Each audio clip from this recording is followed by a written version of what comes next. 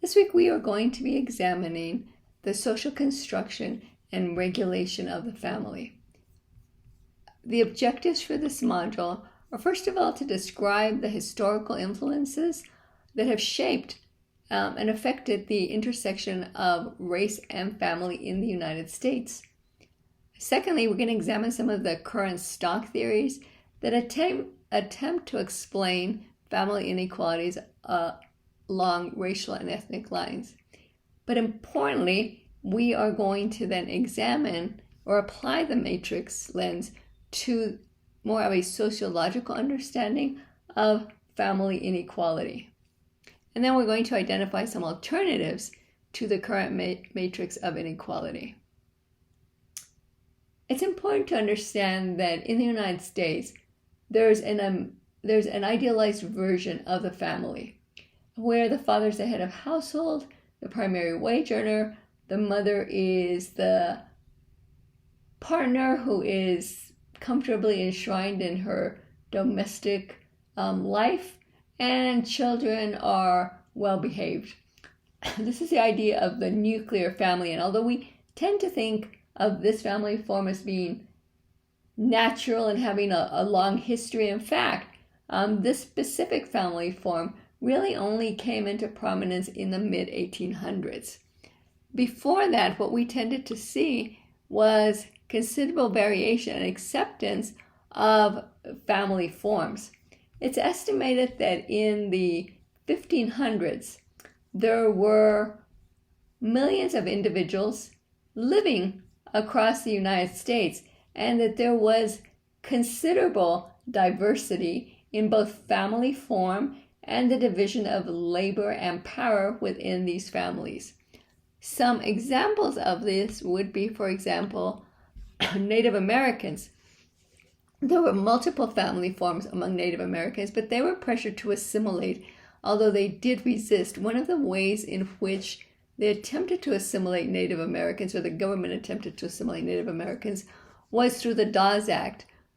Native Americans had always held land communally, but the Dawes Act of 1887 required Native Americans to divide these communal reservations into individual plots that were assigned to the head of family.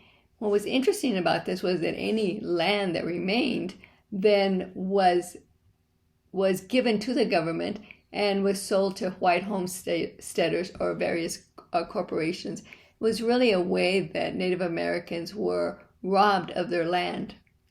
This idea of domesticity that we have today is very much a creation of this public-private dichotomy and pertains more to white women's lives, privileged white women's lives, because it's consistent with their ideas of domesticity, but it does not work well for working class women, such as African Americans, Latinas, originally Irish women, who had to work to be able to supplement the family income.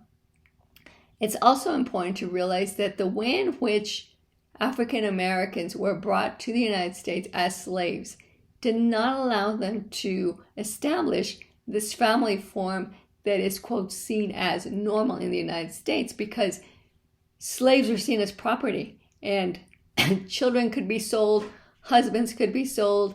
They didn't have any ability to maintain a family form.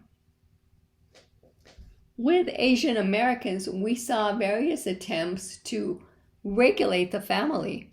In 1875, the Page Law attempted to limit the, quote, immigration of undesirables and anyone that would threaten the integrity of the white family. So the Chinese Exclusion Act of 1882 was passed, and what this did was it drastically curtailed the immigration of Chinese to the United States. And men had already come here. They were working on railroad construction and agriculture and other industries that came about from the gold rush. But now there was a shortage of women because they were not allowed to bring their wives or any women over to join them. So we had some of the first female immigrants who came over from China may have been involved in sex work as a way of supporting themselves.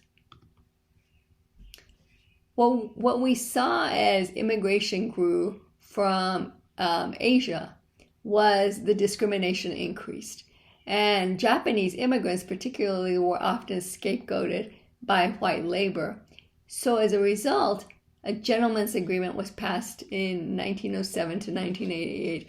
And Japan agreed to stop allowing Japanese men to come over if they allowed those individuals who were here to reunite with family members.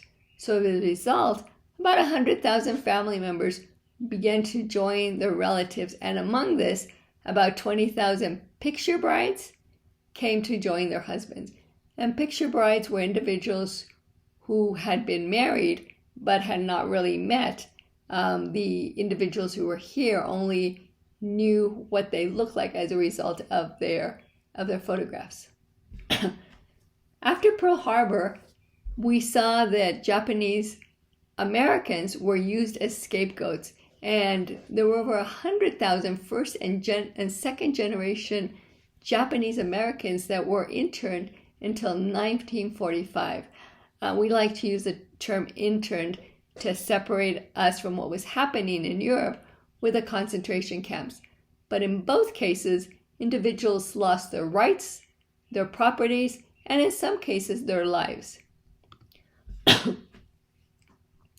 What we have seen recently is the changing family. Today, majority of women work, and less than a quarter of women stay home to be able to continue in that idealized role of the wife and mother who is only concerned with domestic responsibilities. Contemporary families are increasingly diverse. But what we tend to find are these continued stock stories that are central in this idea about what the normal family is and how families that fall outside of this are somehow deviant. The assimilation theory, this idea about all ethnic immigrants conforming to middle-class values, is a result of the experiences of European ethnic groups and don't always apply, and many times don't apply, to the diverse ethnic families, because these other groups tend to face economic and legal barriers that are not encountered by European ethnic groups. So if we examine the theories, or if we apply the theories to understanding the family, the conflict theory focuses on social power. Who has it? Not only in the family, for example, if it's a patriarchy, the man is more likely to have the power, but also who has the power to establish what is considered the norm for family life. And so if the power tends to be held with European descendants, their idea about the norm for family form may really be inconsistent with that of ethnic groups who do not have the same ability to control labor or resources. The symbolic interaction theory, that's a micro theory. And so it examines how individuals and families give meaning to the idea of the family, the relationships that occur in the family, and how these families may often struggle to pass on their own cultural values because they may be inconsistent with those of larger society where the demand is to assimilate. If we look at these concealed stories, the legacies of slavery, what we tend to find is that the families of slaves are often perceived as being pathological and to have an influence on 20th century families. The Great Migration that occurred after the end of slavery resulted in millions of Black families moving to northern cities, away from where they had normally resided in the rural South. As those individuals came to the north, women were more likely to find work as domestic servants, while men were unable to find good jobs that paid well. And so these circumstances created inequality and prevented the Black family formation from what was seen as the acceptable family form. We have to recognize that the legacy of slavery persists. Moynihan believed that, in a report that was done in 1965, argued that families that were led by single women were what were keeping the Black community trapped in poverty. Although he did not blame the culture, what he said was that what was missing was not necessarily the Black male role model, but rather the Black male source of income, or their wages, which created poverty and a lot of dysfunction in the community and forced Black families to either depend on the government or to rely on deviant means such as crime. The revisionist theory tells us that this legacy of slavery was actually a way in which families adapted to the conditions of slavery, and that there was actually a lot of strength in these families as they attempted to work to remain functional with the external forces that were placed on them. Stock stories of pathology have also been applied to Latinx families. They've been criticized for failing to assimilate, although they are one of the ethnic groups that has assimilated more than other ethnic groups. But their poverty has often been blamed on their culture, and their culture has also been blamed for other social problems. It diverts attention, these stock stories divert attention from what's actually affecting the family, and that is the discrimination which continues among Latinx. And we are seeing now, for instance, how as a result of recent immigration policies, families are really being separated, and many members of families can be sent back to countries of origin. So it's important to then really apply the matrix theory to understand the current situations of families, not from a pathological point of view, but rather from understanding how ideologies and the policies that have been forced on ethnic families have really shaped their lives and have created these hierarchies that seem to be natural of race, gender, class, and sexuality, and constructing this national identity and anybody who falls outside of it as being deviant. We can also see that gender plays an important part in shaping of families. We particularly see this with African American families, where their family forms were often perceived as deviant, and the high rates of fathers not being present in families was the result of the criminal justice system often policing African American neighborhoods more, arresting more Black males, and incarcerating more Black males, which really resulted in the absence of Black males in the family, as well as high unemployment when these men were released from prison. We tend to see that the problem is compounded by the fact that educated Black women have a more difficult time finding partners that are of the same ethnic group, and so we tend to see that women are more likely to remain, educated women are more likely to remain single, while professional Black men have higher rates of interracial marriage. This idea about the myth of the invisible father really comes about from policies that were created where state governments said that if there was a male that resided in the home, individuals would not be eligible or would be denied of accessing any state resources to be able to help the family. So by the 1950s, every state had passed laws preventing pregnant women from working, but minority women were forced to work because oftentimes they did not have the male present in the house to be able to supply that income. We have seen the rate of intermarriages increase. However, they differ between groups. You'll notice that the highest rate of intermarriage occurs among American Indians, particularly among women. We also tend to see very high rates of intermarriage among Asian women, and as I noted before, higher rates of intermarriage among Black men, particularly Black males.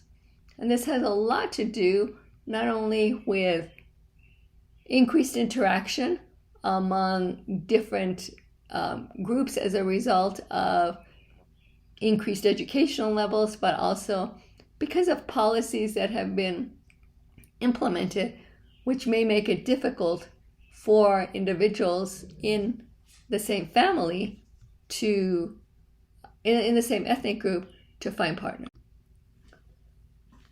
Today, many researchers are asking whether the ideal family is really ideal, because they are noting that the nuclear family is not necessarily the best model for all families at all times. When we consider the fact that there is still a high rate of domestic violence among families, that 1/3 of murdered women are killed by their partners, and that until the 1980s, marital rape was not seen as a crime in many states, we can see that marriage did not always benefit women in the same way that it benefited men. And ideally, and specifically, this idea of the nuclear family did not work well for ethnic families that had really functioned much more under different family forms, whether that happened to be an extended family or a type of family form that was more tied to the culture of that ethnic group. We really need to re-examine this idealized family form, which actually, as I said at the beginning, did not evolve until the mid-1800s, and then was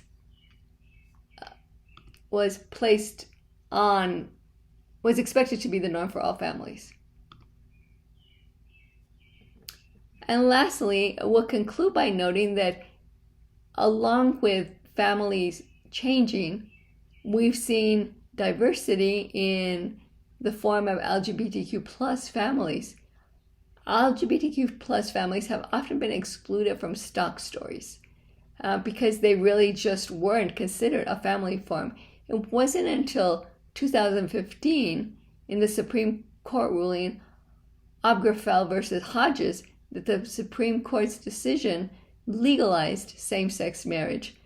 Many states still have laws in place that block same-sex couples from receiving marital benefits, but since the Supreme Court has ruled that same-sex marriages are legal at the federal level, then at least there is an opportunity for individuals to file suits against states that will not allow them to receive marital benefits.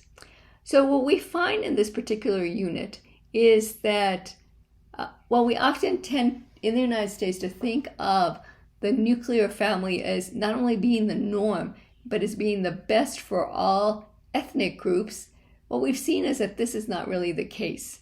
And that this idea about the ideal family form is something that evolved relatively recent. And as a result, when individual families do not fit into this, they are often defined as pathological or deviant. But if we apply the matrix, we can more easily see that the family forms that exist today are not only more natural for certain ethnic groups, but that the reason they're defined as deviant is because of the policies which were created and the external forces which have resulted in ethnic families not having the same privilege or access to the same resources as families of European descent. The discussion questions this week will have students consider these questions or these issues further.